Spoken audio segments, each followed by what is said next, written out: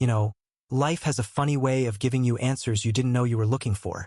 Sometimes when you're just trying to find your left boot under a pile of Lego bricks and half-folded laundry. That's where I was. Early Saturday morning, coffee in hand, the dog barking at a squirrel with the intensity of a Navy SEAL, and the kids arguing over who gets the last chocolate chip pancake. Normal. Familiar. That kind of beautiful chaos that makes a man feel like he's doing something right. Or so I thought. My wife, let's call her Melissa, was in the kitchen. She had that laugh going, the one she reserves for phone calls with her sister or the PTA moms she pretends to tolerate.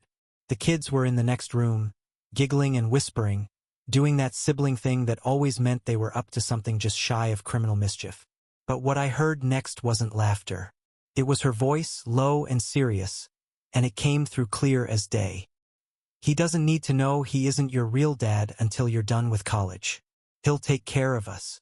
Now, I'm not a violent man. Never have been. I grew up believing a man handles things with calm, with patience, with a firm handshake and the benefit of the doubt. But that sentence? It didn't just land, it detonated. Right in the middle of my chest. I didn't move. I didn't barge in. I didn't scream. I just stood there in the hallway, staring at the framed picture of our wedding day like it might rearrange itself to make sense.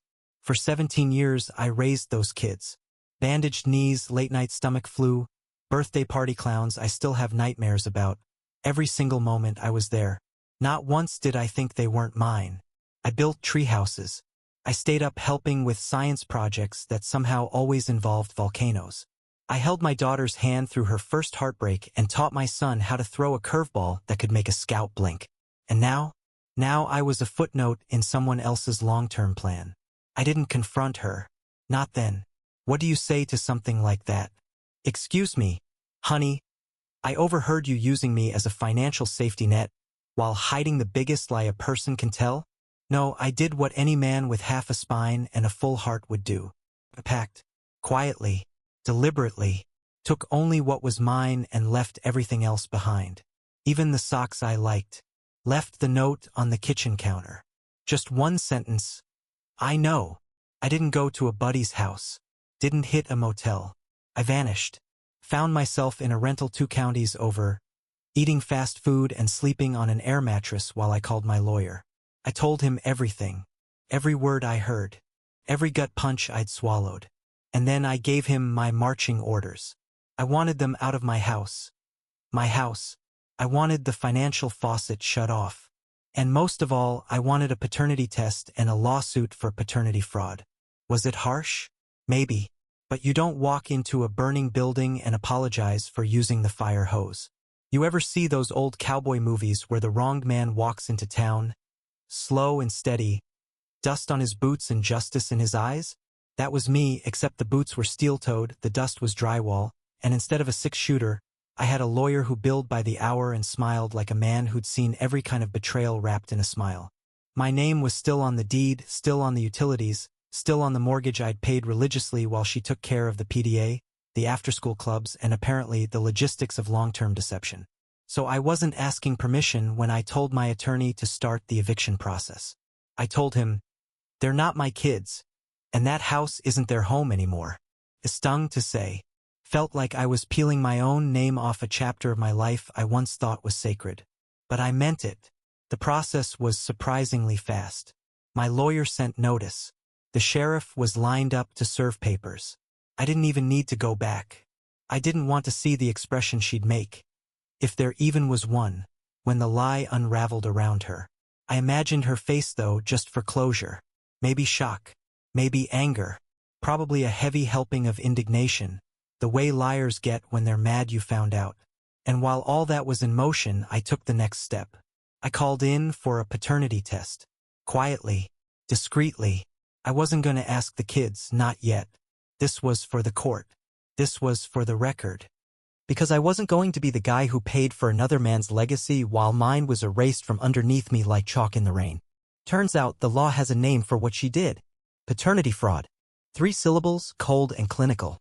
But they carry the weight of a wrecking ball when spoken in front of a judge. My attorney explained the game plan: lawsuit for damages, for child support paid under false pretenses, for emotional distress. He asked if I wanted to go public. I said not yet. I wasn't looking for revenge. I was looking for peace. I rented a little place near the woods. Real quiet. Just the sound of birds in the morning and my thoughts rattling around at night. At first, the silence felt like punishment, like I'd been banished from my own life. But after a few days, it felt like freedom. No soccer practices. No forced dinners where we smiled through clenched teeth. No pretending. Just me, the rustle of leaves, and the taste of coffee that didn't come with a side of lies. The first time she tried to call, I didn't pick up. The first text came 2 days later. Can we talk? I didn't reply. The next one? The kids are asking where you are. That one hit harder. But still, I said nothing. Not yet. This wasn't a conversation. It was a reckoning. Then came the letter. Not from her, but from the bank. Joint account activity. She tried to drain it, maybe out of spite, maybe because she saw the sheriff's note on the door. Didn't matter. The account had already been frozen per my lawyer's instructions. Let her spend someone else's money now. I was done funding the fiction. Meanwhile, the results of the paternity test were on their way. My lawyer said he'd call as soon as they arrived. And let me tell you, I'd been through enough at that point that I wasn't even sure I wanted to know. But I had to. For closure. For truth. For the man I'd become the moment I packed my bags and walked away. When the phone finally rang, I was on the porch sipping a beer I didn't even want. The sun was setting low behind the trees, casting that golden hour light that usually made me feel grateful. But not that evening. That evening, it felt like the warm-up act to a storm. My lawyer's voice was steady, the kind of steady that's practiced. He didn't beat around the bush. I've got the paternity results, he said. I could hear papers rustling, could imagine his office, neat, professional, no place for the kind of mess my life had become. Neither child is biologically yours. Now, I've been punched before. High school wrestling. One bar fight in my 20s over a spilled drink and a misunderstanding. But nothing, and I mean nothing, hits quite like that. Neither child. That's not just betrayal. That's legacy theft.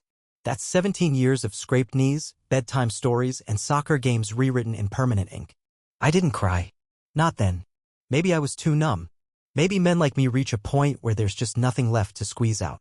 I thanked him, hung up, and sat there for a while watching the trees.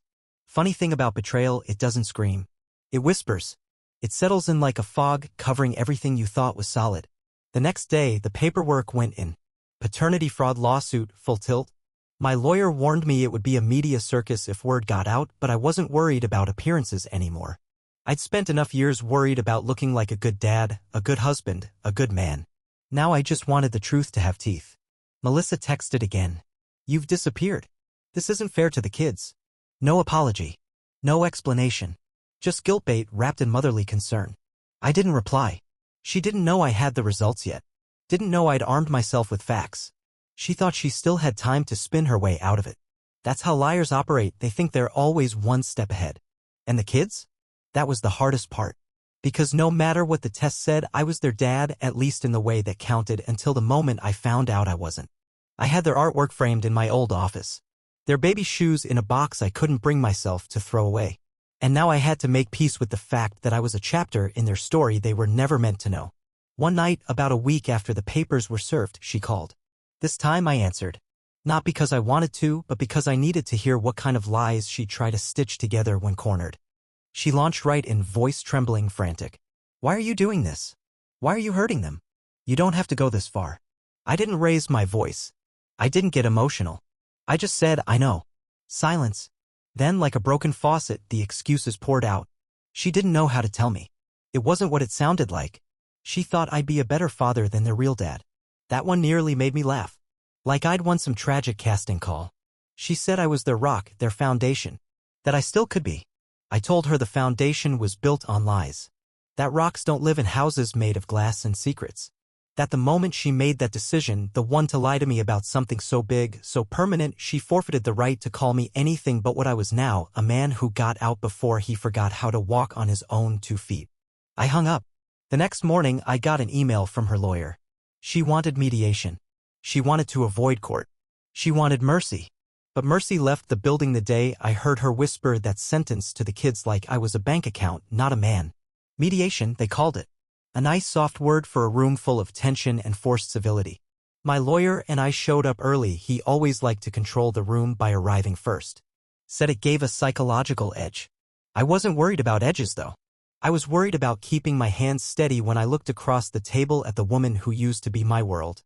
She walked in wearing the same perfume she'd worn on our honeymoon. Cheap move. Nostalgia was a weapon, and she came loaded for bear. Her eyes scanned the room, landed on me, and for a split second I saw something flicker there. Guilt maybe. Or just surprise that I looked better than she'd expected.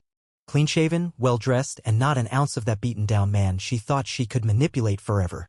The mediator, a woman in her 50s with glasses that looked like they belonged in a courtroom drama, laid out the ground rules. No yelling. No personal attacks. No dramatics. I almost chuckled. If only she knew who she was dealing with. Melissa could start a forest fire with nothing but a sigh and a teardrop. We went over the terms. I was seeking full reimbursement for every cent I'd spent believing those kids were mine. Not because I didn't love them once, but because love shouldn't be built on deception. I was also seeking damages, emotional, financial, reputational. My lawyer called it a comprehensive financial reckoning. I called it closure. She didn't take it well. Her lawyer tried to argue that I had assumed parental responsibility and that I bonded with the children as if they were my own. Yeah, I had. And she'd taken advantage of that every single day for nearly 2 decades. They said I'd been a good father. I said I'd been a good Mark. Melissa's voice broke when she said, "They still think you're their dad." And that was the first honest sentence I'd heard from her since this whole thing started. I didn't say anything. Didn't flinch. Just stared at the table until she finished her plea for understanding. She talked about how scared she'd been when she found out she was pregnant. How the real father bailed. How she thought she was doing what was best. But what stuck with me wasn't what she said. It was what she didn't. She never once said she was sorry. Never once said, "I lied to you and I was wrong." No. Every word she spoke was about her fear, her choices, her survival. Like I was collateral damage in some grand act of maternal sacrifice. When it came my turn to speak, I kept it simple. You didn't just lie to me. You taught our children to lie to me too. That's not motherhood. That's manipulation. She cried. I didn't.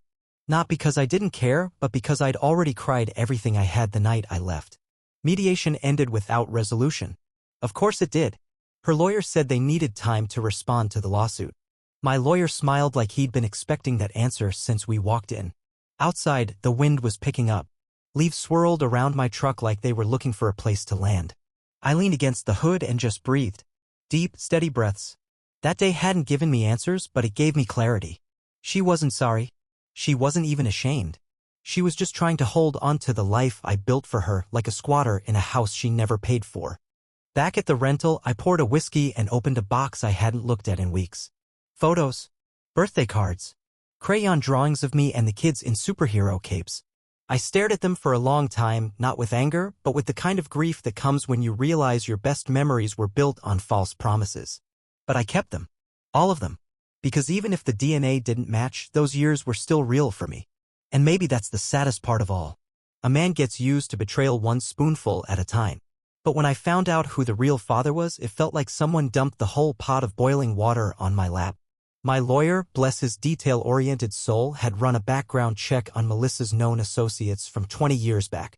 Turns out one name came up more than once, her college ex-guy named Greg Holloway. The kind of name that sounds like it should be carved on a country club locker or stitched into a golf towel. He wasn't just an old flame. He was the guy she never quite let go of. Greg was successful in a bland, predictable way: real estate, 2 divorces, no kids, and a face that looked like it had smiled through more than a few lies. When I saw his name on the report, I knew. I didn't need Maury or some lab tech with a swab. I just knew. I confronted Melissa again, not in person, not in court, but through an affidavit. Clean, legal, brutal. Is Greg Holloway the biological father of our children? She didn't respond. But 2 days later, Greg did. Not to me, but to the court through his attorney. Suddenly, he was requesting a delay in proceedings to review matters of potential interest. That's when I realized the truth was leaking and everyone was scrambling to keep their shoes dry. I started getting calls. Quiet ones.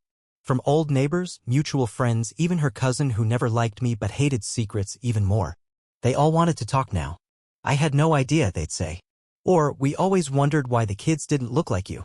And the one that really got under my skin, man, I wish I'd said something. It was like a funeral except nobody was dead. Just trust. Just 17 years of what I thought was fatherhood. The kids still didn't know. I hadn't told them. Not because I was afraid of their reaction, but because I didn't want to be the one who took away the only version of family they knew. They were good kids. Honest. Kind. The kind of kids who'd have hated what their mother did even if it was to someone else. And now? Now they were pawns in a war neither of us wanted to explain. Melissa started calling more. Texts at first. Then voicemails. We need to talk, she said again and again. Then she upped the ante. The kids are asking why you've disappeared. I wanted to respond. Not to her. To them. But what do you say? Sorry, kids, but your mother used me like a credit card with no expiration date? That's not something you drop into a phone call between algebra and after-school snacks. So I waited. Played the long game. Let the court do the talking. And it did. A judge reviewed the paternity results, the financial history, and the timeline of events. His ruling? I was not responsible for any future support payments. Full reimbursement to be determined. But most importantly, I was granted the right to tell the children the truth on my terms at my time. It wasn't a victory. Not really. But it was a start. That night, I walked through a quiet park near my rental thinking about how many baseballs I'd thrown, how many bedtime stories I'd read, how many times I'd said, I love you, without knowing it was built on a lie. And yet, part of me still meant every word. Because being a dad isn't about blood. It's about time, effort, sacrifice. But being a man, that's about knowing when enough is enough. I'd rehearsed the conversation 100 different ways. In the shower. On long drives. Sitting on that porch with a beer in one hand and regret in the other. But nothing prepares you for looking a kid in the eye and telling them the person they trust most built their life on a lie. It happened on a Sunday. I invited them both to the park. Neutral ground. I figured if things went sideways, at least there'd be ducks and open sky. They were excited to see me, too excited.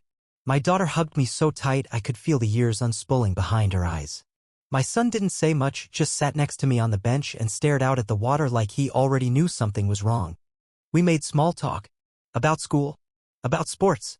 I gave them each a gift, something I'd been holding onto, the baseball glove I taught him to catch with, the bracelet I gave her on her 10th birthday. Then I told them. I didn't lead with science. I didn't throw their mother under the bus. I didn't cry. I just said, I love you both more than anything in this world. And I always will. But I found out something that changes things. I'm not your biological father. My daughter blinked. Confused. Like I just told her water wasn't wet. My son looked down. Silent. Processing. Their first question wasn't how or who. It was, does that mean we're not family? That broke me. I told them family isn't made in labs. It's made in scraped knees and science projects and nights falling asleep to the same bedtime story because it's the only one they loved. I told them I was still their dad in every way that mattered. But also that some things had to change, legally, financially, maybe even with how often we'd see each other for a while. I didn't talk bad about their mother. I didn't need to. The truth had its own sharp edge and they were old enough to start putting the pieces together. The tears didn't come right away. But they came. From all three of us. And when they left, they hugged me harder than they ever had. Maybe because they knew. Maybe because they finally understood the kind of man I'd been trying to be. A week later, Melissa sent another message. This time it was a letter. Handwritten. A whole page of apologies and justifications. She said she'd panicked, that she'd meant to tell me but never found the right time. That she was afraid I'd leave, afraid the kids would lose their father. But it wasn't fear that kept her silent. It was control. Fear doesn't last 17 years. Fear doesn't forge fake birth certificates and sit through parent-teacher conferences pretending everything's fine. Control does that. I didn't write back. What was there left to say? Instead, I started boxing up what was mine. Not from the house I'd left that behind without a second glance, but from the life I'd built. Memories. Lessons. Scars. All of it. I wasn't rebuilding. I was restarting. On my own terms this time. That month I found a new place. Smaller. Simpler. No empty bedrooms echoing with someone else's laughter. Just mine. My space. My peace. And for the first time in years, I slept all the way through the night. It's funny what you notice when the dust settles. The quiet. The weight that's gone from your shoulders. The space you finally have to breathe in your own name again without someone else's lies taking up all the oxygen. The lawsuit wrapped up faster than anyone expected. Once the paternity test and financial records were laid bare, Melissa's lawyer all but threw in the towel. The judge ruled in my favor: complete financial restitution, termination of any future obligations, and official recognition that I had been a victim of long-term paternity fraud. They called it a precedent-setting case. I called it justice showing up late but dressed well. Word got around as it always does. Friends called. Some out of sympathy, some out of curiosity, and a few, God bless em, just a gossip. I kept my answers short. It wasn't about public pity. It was about private healing. I still saw the kids, but on my terms now. Visits. Conversations. Moments of truth between us that no court could dictate. My daughter started asking bigger questions. My son went quieter than usual. We were building something new, something honest, and it wasn't easy, but it was real. And after all I'd been through, real was the only thing I cared about. Melissa? She moved in with Greg eventually. I heard it through a friend of a friend. Apparently, the shine wore off quick. Turns out a man who disappears for 20 years and shows back up when the financial heat gets turned up? Not exactly Father of the Year material. Last I heard, Greg had filed for joint custody. Imagine that, wanting the title after skipping all the work. I didn't interfere. Didn't send angry messages or threats. I'd spent enough of my life fighting shadows. Let them deal with the consequences of truth on their own time. As for me, I started rebuilding not just my life, but myself. I joined a gym. Took up woodworking. Started volunteering weekends at a youth center, teaching kids how to fix things, bikes, chairs, whatever they brought in broken. One of the boys asked me once, "You a dad?" I smiled. Not bitter, just honest. I was. But what I didn't say, what I barely admitted to myself, is that maybe I still am. Not by blood, not by law, but by something deeper. I gave everything to those kids. Love, patience, time. And you can't erase that with DNA. One evening, sitting on my porch, my son, biologically someone else's but mine in every real sense, called. Not texted. Called. "Hey," he said, voice cracking just a little. "I was wondering if we could throw the ball around this weekend. Like old times." I didn't hesitate. "Yeah, bud, let's do it." And right then, in that moment, I realized something important. Melissa had lied. She'd manipulated. She'd betrayed. But she didn't break me. She didn't get to decide who I was, or what kind of man I became after she burned the house down. That was on me. So I stood up, walked inside, grabbed that old glove from the closet, and smiled. I wasn't just moving on. I was moving forward.